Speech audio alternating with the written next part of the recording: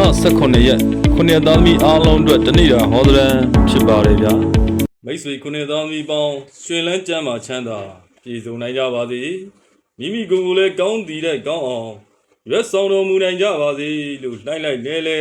ဆုတောင်းမြတ်တာပို့တာအပ်ပါတယ်ခင်ဗျာဒီနေ့2026ခုဇွန်လ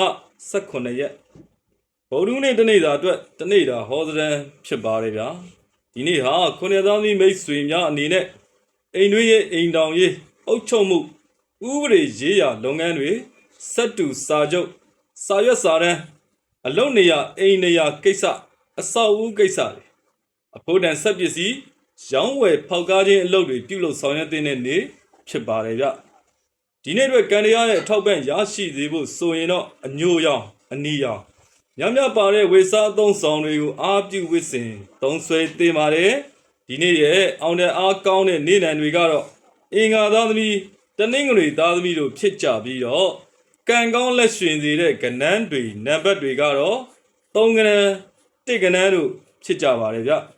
ဒီနေ့မှာမိတ်ဆွေတို့ရဲ့ရောင်းကုန်ပစ္စည်းတွေရောင်းအားတွေတက်စေဖို့လုပ်ငန်းတွေတိုးတက်စေဖို့ဆိုရင်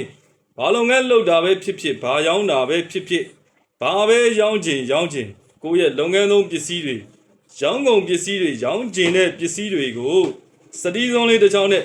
အစင်ပြာစတီးစုံတစ်ဟောင်းတိုးရှည်တေးကြီးစတီးစုံလေးနဲ့တိုးခုတ်ရိုက်ပုတ်ပြီးတော့ဆူတောင်းတင်ပါတယ်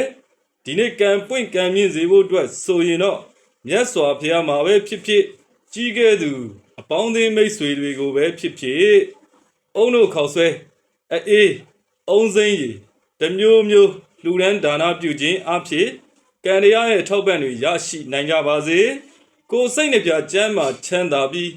ကောင်းကျိုးလိုရာဆန္ဒများလဲပြည့်ဝတော်မူနိုင်ကြပါစေခင်ဗျာ